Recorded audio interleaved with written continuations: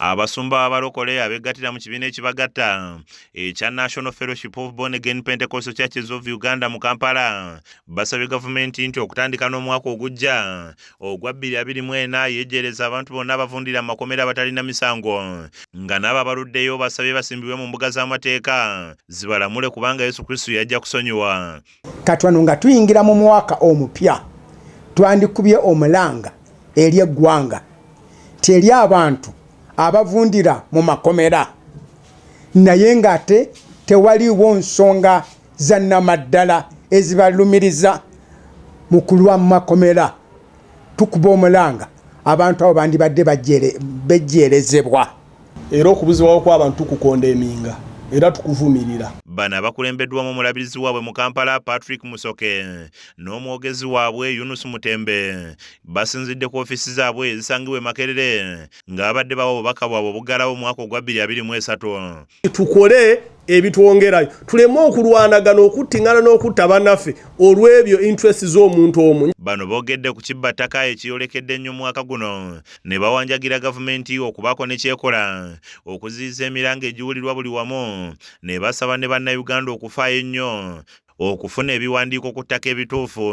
Tukubiriza eri abantu bonna okulwanyisa ekibbattaka nga tebakirwanyisa mu kuggyayo majambiya wabula okuyita mu nkola ennungamu n'okufuna ebiwandiiko ebituufu. Bwe gutuuse ku ky'abaana bafuna embuto ne bawanduka mu masomero basabye bano bazibweyo mu masomero ate baleme kubasalira musango. Tukubiriza abo abadduka mu masomero bakomewo bewandiise omwaka ogujja. Abo abazaalira mu muggalo abaana ab'obuwala baddemu okwewandiisa okudda mu ssomero. Bavumiridde amawanga g'abazungu agayisa mu nzikiriza wamu n'obuwangu bw'abaddugavu olugaayu nga baagala okutuuka katika k'emize nga bano bassa ku ggwanga lyaffe akazito olw'okuba Pulezidenti Museveni yayisa etteeka ku bisiyaga.